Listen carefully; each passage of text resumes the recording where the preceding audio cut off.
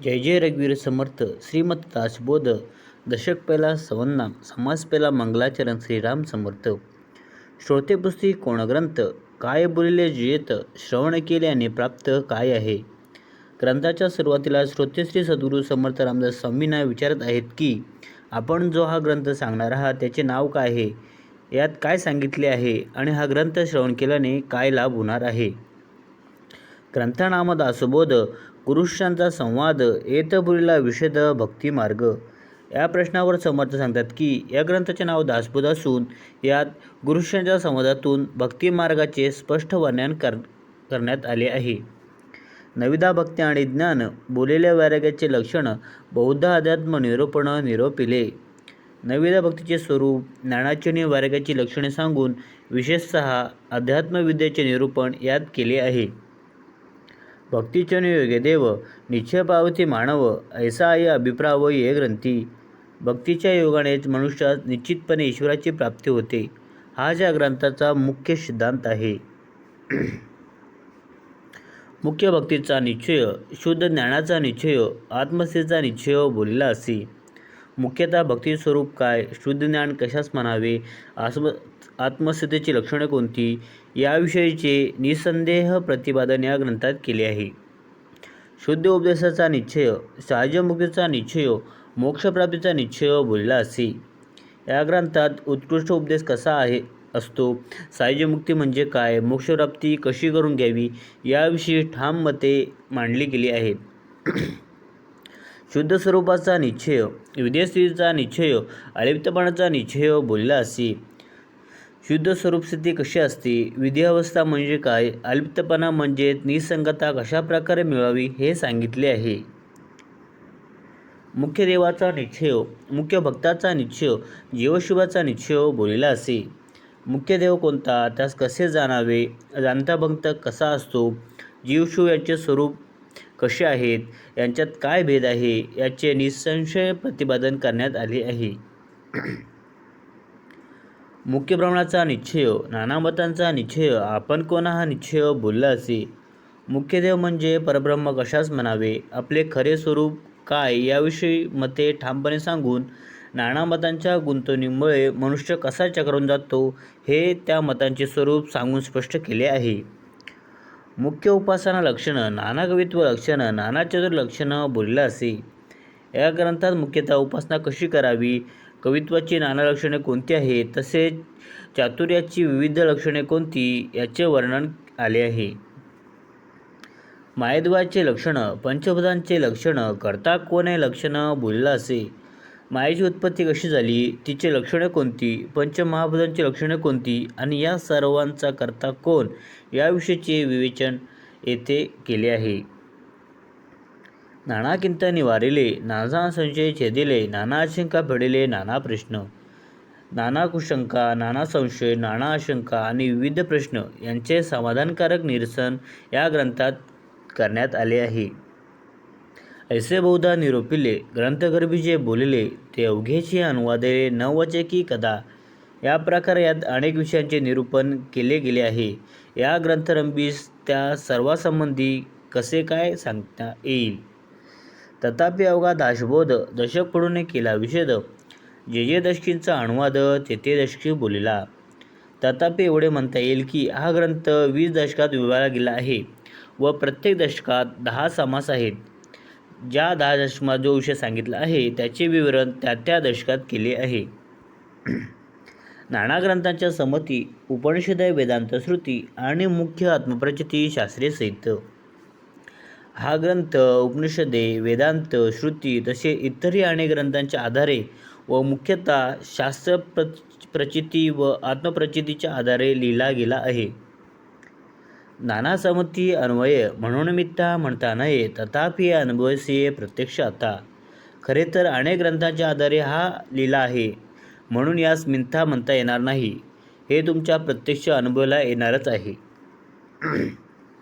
मत्सर्याशी मिथ्या म्हणती तरी अवघेची ग्रंथ उचितती, नाना ग्रंथांच्या समती भगवद्वाक्य. जे लोक मत्सराने यास मिथ्या ठरवितात त्यांच्या हे लक्षातच येत नाही की असे केल्याने ज्या नाना ग्रंथा व भगवद्वचनावर आधारे हा ग्रंथ लिहिला गेला आहे त्यांनाही ते मिथ्या ठरवत आहे.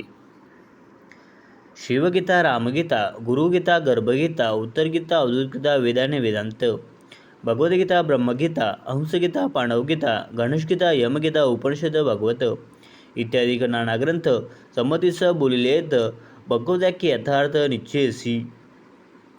शिवगीता, रामगीता, गुरुगीता, गर्भगीता, उत्तरगीता, अवधूतगीता, तसेच वेद आणि वेदांत, भगवद्गीता, ब्रह्मगीता, हंसगीता, पांडवगीता, गणेशगीता, यमगीता, उपनिषद, भागवत तसेच यासारखे अनेक ग्रंथ व मुख्यतः भगवद्वचनाच्या आधारेच यातील विषय मांडले गेले आहेत. भगवद्वचनी अविश्वासे ऐसा कोण पतित असे, भगवद्वाक्य विरहित नसे बोलणे तिचे. भगवद्वचनास अनुसरूनच येथे विषय प्रतिपादन केले आहे आणि भगवद्वाक्याविषयी अविश्वास ज्यास वाटेल असा शूद्र व हीन कोण बरे असणार आहे. पूर्ण ग्रंथ पाहिल्याविन उगाच होतो दूषण, तो दुरात्मा दुराभिमान मत्सरे करी. संपूर्ण ग्रंथाचा अभ्यास न करता जो कोणी या ग्रंथात दोष आहेत असे मानून त्यास नावे ठेवतो, तो केवळ दुराभिमान व हीन मनोवृत्तीमुळे मत्सराधीन होऊनच असे करीत असतो. अभिमाने उठे मत्सर, मत्सरे तिरस्कार, पुढे क्रोधाचा विकार प्रबळे बळे. वृत्ताभिमानामुळे मत्सर वाटू लागतो व मत्सरामुळे तिरस्कार उत्पन्न होऊन अत्यंत प्रबळ असा क्रोधाचा विकार त्याचे ठिकाणी प्रभाव गाजवू लागतो. ऐसा अंतरी नासला, कामक्रोधे खवळला, अहंभाव पालटला प्रत्यक्ष दिशे. अशा रीतीने कामक्रोध बळावले म्हणजे त्यांचे अंतरंग दूषित बनते व अहंकाराने त्याचा स्वभाव बदलल्याने प्रत्यक्ष दिसून येते. कामक्रोधे ठाडीला तो कैसा मनावग्रा, अमृतसेव जपला मृत्यू राहो.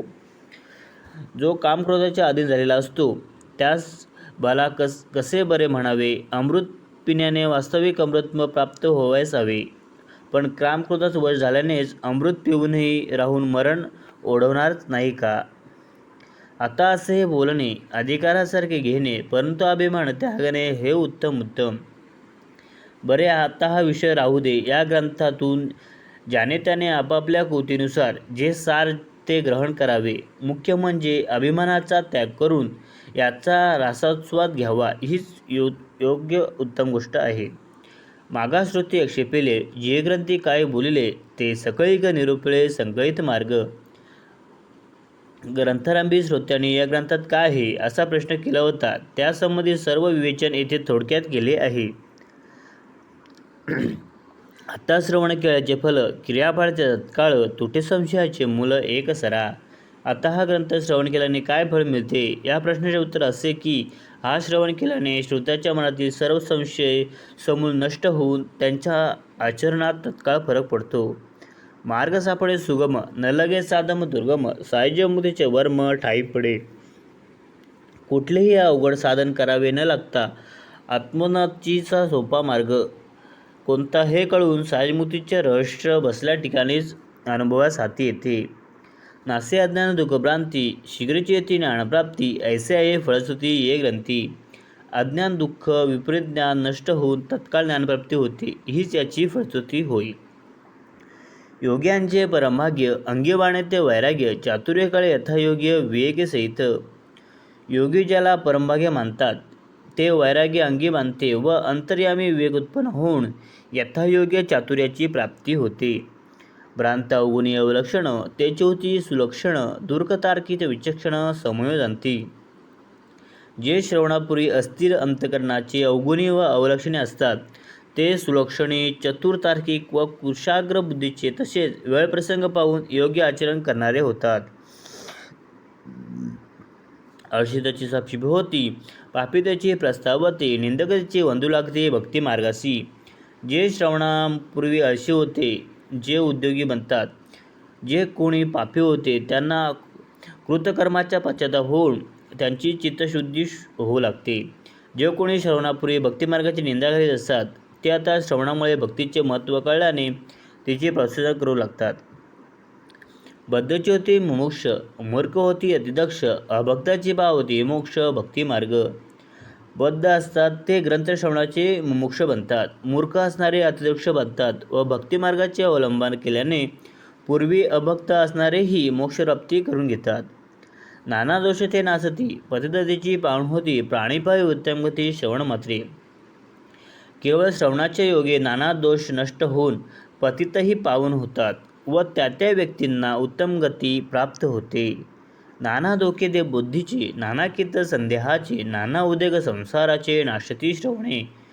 श्रवणाचे दृढ देह बुद्धीमुळे होणारे नुकसान, तसेच कुतर्क व संशय आणि नाना प्रकारचे सांसारिक उद्योग नष्ट होतात. ऐसियाची फलश्रुती श्रवणचुकी अधोगती, मनासवे विश्रांती समाधान. या ग्रंथाची फळप्राप्ती अशी आहे की केवळ श्रवणाने अधोगती तर चुकतेच, शिवाय मनास सहज संतोषरूपी समाधान लाभून परम विश्रांतीही प्राप्त होते. जयाचा भावार्थ जैसा तयास लाभ तैसा, मत्सर जरी तो पुसा तयास त्याची प्राप्त. ज्याचा जसा भावार्थ असेल त्याचप्रमाणे त्यास लाभ होणार होतो. एखाद्याच्या मनात मत्सरादी वाईट भाव असेल तर त्याच्या भावास अनुसरणच त्याला फलप्राप्ती होते. इति श्री दासबोधे गुरुशांत संवादे ग्रंथलक्षण नाम समास पहिला. जय जय रघुवीर समर्थ.